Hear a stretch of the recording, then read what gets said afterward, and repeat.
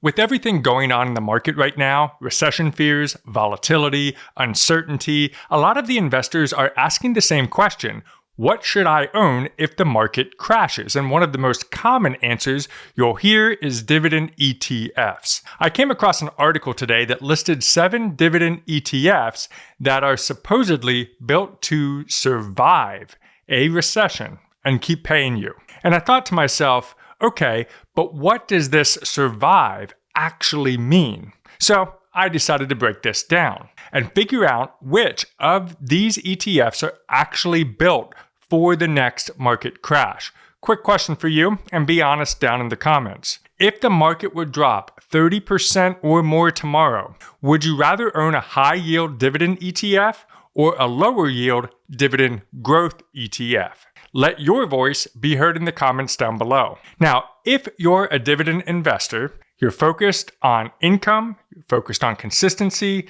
real businesses, and that's powerful. But here is the key. Not all dividend ETFs are built the same way.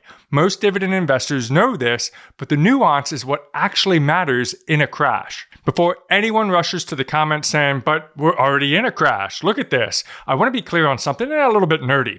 A dip is actually defined as 5 to 10%. A market correction is anywhere from 10 to 20%. And a crash, well, that's when things get real.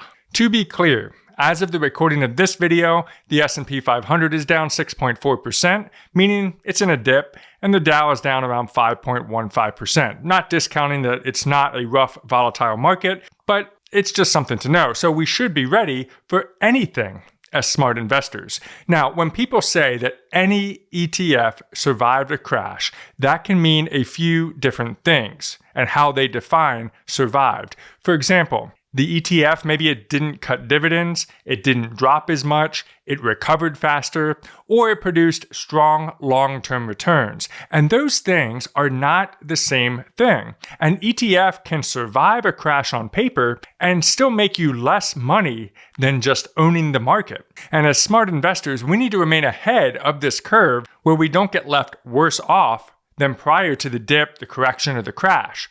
So let's go through some of the key ETFs mentioned. First is DVY. This has a high yield focus with a long track record, includes going through the recession of 2008. And this is good because we can see how this one actually survived the real crash. Next up is SCHD, low volatility and a high yield. Defensive positioning, this one is designed to feel a little bit smoother. HDV was mentioned in the article. It's concentrated into energy, staples, and healthcare, has slightly lower volatility, and one that I think most of us are familiar with, the last one, SCHD, among a few others. Now, here's where I want to zoom out for a moment because we've already seen what happens in an actual crash. We can test ETFs like DVY against other dividend funds like VIG and SDY. The challenge with SCHD, SPHD, and HDV is that they were not yet around during the 2008 Great Financial Crisis. So we'll have to check those two out when we look at 2020. But let's look at 2008, which is by far the worst case scenario so far in recent history. And then we'll understand how this might work in the future. So we're going to assume our portfolio has $100,000 of each of these 3 ETFs. While comparing to the SPY, which represents the S&P 500. You will reinvest the dividends, contribute no more money to the funds, and let it ride from January 2007 to January 2013. Now, I want to draw your attention to the maximum drawdown on this chart. DVY has a maximum drawdown of 57.39%, which would have been at the peak of the 2008 crash. SDY was at 49.67%, and VIG is only at 41.11%, which was the one fund that actually stayed higher than the overall S&P 500 ETF SPY. The crash didn't separate these ETF. It's actually the recovery that did. If you look at something like VIG, it recovered your $100,000 invested, ending at $125,912. This being higher than the S&P 500, SDY, and DVY. And inflation adjusted, let's be real, DVY, even though it paid you dividends that you reinvested into those funds, it would have still not been great in January 2013 when you factor in inflation. It actually kind of lost your buying power. It's also important to note that the ETF paying you the most income, in the case of DVY, ended up building the least amount of wealth. That's why it's always important to check everything with an ETF and base it on not only what your goal is, but also not just chase it based on the highest yield. Now let's look at the funds recently mentioned, which include SCHD, SPHD, and HDV during the 2020 drop. Look at the max drawdowns here. SPY at 23.93%, SPHD at 30.92%, HDV at 26.06%, and SCHD only 21.54%. The recovery of your money by January of 2026 shows a significant story here. But after looking at all of this and really understanding it, a pattern starts to show up. And once you see this pattern, you really can't unsee it. When we think about dividend ETFs and scary times in the stock market, kind of like what we're going through now, there are three factors that make up the difference between just owning a dividend ETF and strategically owning a dividend ETF. The very first one is the sector exposure. Defensive sectors tend to have more stability, especially during volatility. Second is the dividend quality. Growth is greater than yield, and I have a video talking about the importance of dividend growth combined with the yield on cost. And if you haven't seen that video yet, I'll link it in the description to watch next. Lastly, we have number 3, diversification. Concentration equals risk. The more we are diversified, the lower the risk profile. See, it's not about chasing the highest yield possible. It's about owning the strongest businesses that are going to grow over time. And after going through all of this and looking at this article, looking at my analysis, 2 strategies clearly stand out to me. And first, which it's going to be no surprise to a lot of you, is going to be SCHD. The balance of income plus growth with strong sectors and proven resilience is just why this fund continues to pop up. But second is VIG, or even similar growth ETFs like DGROW.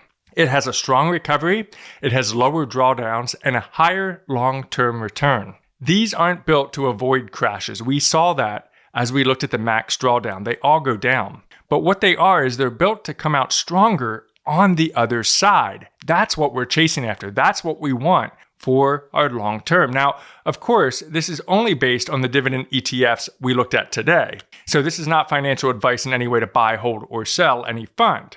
But here's the real question. What if the next crash looks nothing like the last one? That's where this gets interesting. This is where we're going to put these funds against thousands of simulations on forecasted returns. Because as always, past performance does not always guarantee future performance. So, you know we like to do this on the channel, and that's what we're going to do. We're going to put everything we talked about today head to head. We're going to look at VIG, DVY, SCHD, SDY, SPHD, and HDV, the ones that were notably mentioned in the article that I'm referencing in today's video. We will simulate your same $100,000 portfolio over the course of 20 years with dividends reinvested. So instead of guessing, let's pressure test these particular funds. On the screen here, you can see all of the different funds. Now, you're going to look at the title and it says 7 dividend ETFs, right? And 1, 2, 3, 4, 5, 6. The 7th ETF I'll get to in a minute, but it just doesn't really fit what we're talking about. We're going to assume a $100,000 portfolio, like I mentioned, for 20 years. Now, there is one big problem here. And that big problem is if you are not in retirement, this $100,000 just sitting around for 20 years is really just not a great thing. Here's why. When you go into the real world every day, you should be thinking about your strategy to continue to contribute to your investment portfolio. And I don't care how much it is, anywhere from $100 a month, $1,000 a month, it does not matter. Just leaving $100,000 sit here for 20 years, sure, you're going to see some nice little results here, but they're not amazing results. What makes them even more amazing when we're going through the worst case scenario is you to contribute more to dollar cost average to bring down that percentage of overall cost. So that way, when the thing goes back up, you are riding a much stronger wave, my friend. But for now, let's see what happens if you just give up and stop investing. So $100,000, time simulated 20 years. Let's start with VIG. The worst case scenario, and this is actually worst case of a crash. That's what we're modeling in today's video. $213,000. Still actually a pretty good growth from 100 to 213 in 20 years, even though inflation is going to eat up a lot of that. Mid-case scenario, 50th percentile, 458,000, and the 90th percentile, best case at 1 million. Look at SCHD, actually a little bit higher, but I'm going to spoiler alert you and say these two funds are going to be probably our top dogs. I don't think anything to the right of this chart is going to be as strong as these two, which is why I called them out a little bit earlier in today's video. Look at the best case on SCHD at 1.1 million. That's fantastic. 515 on the mid case. Now we look at SDY. This is State Street's dividend fund for ultimately the S&P 500. You got SPY for the S&P 500, SDY, D standing for dividend, right? They make it pretty easy to remember these things, but it's a little bit of a different case here. You're looking at 172,000 on the worst case, up to 948. HDV 184 to 834. DVY, and I'm going to get back to DVY in a second here. This one's interesting to me. Even though this is a long-term ETF, it's been around for a while, 149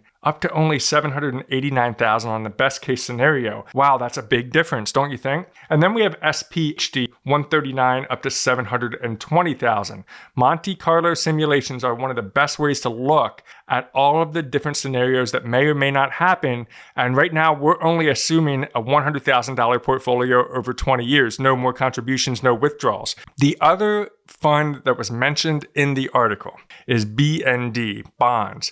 Bonds are really just there to smooth the ride. I don't think it's fair to put BND against any of these because it's going to be the one that lags the worst out of all this. So it's just, that is really not the right type of fund if we're talking about dividend paying ETFs. Going back to DVY one more time, it's just interesting to me that that has one of the best yields, but it just didn't perform as well in the simulation. But here's the checklist you need. When you're looking at the next market crash, you're looking at your dividend portfolio, maybe you're starting and you're thinking about dividend ETFs, here's what you need to check. Number one, sector exposure. You can do this by looking at seeking alpha under the holdings. Defensive sectors tend to be more stable during volatility, as I mentioned earlier. But here is exactly how you look at it. Looking at SCHD as an example, you can see all of the different sector breakdowns. And then comparatively to something like maybe VIG, this is what their sector looks like. This is something to look at as number one. The second check, dividend quality. Look at the dividend growth. Are you seeing a relative growing dividend over time? And I'd like to see anywhere from 5 years to 10 years. Or is that dividend flat or worse yet, declining? And if it is flat or declining, you need to ask yourself, what is my strategy for owning this particular ETF?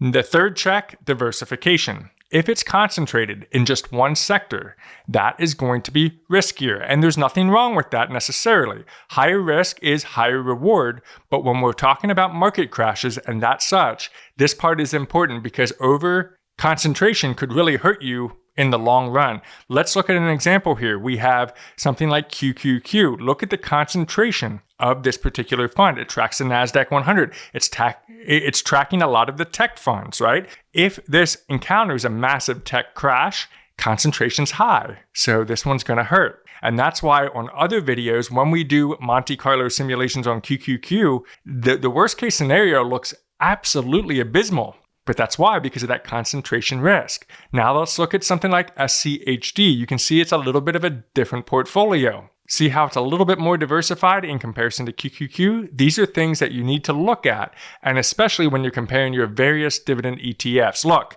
dividend ETFs do not eliminate risk, but combining them with assets that move differently, now that is where real stability comes from. Anyone can survive a crash, but very few investors position themselves to come out ahead of it. And that's what we want. See, I'm not just speaking theoretically. I went through 2008. I went through 2020. And if you want to see how I invested during those past dips, corrections, crashes, and things like that, I transparently share my percentages when it was bad and today, so you can see exactly what happened with me. To do that, all you had to do is check out this video next. Keep building your Sharpe money, and we'll see you on the next video.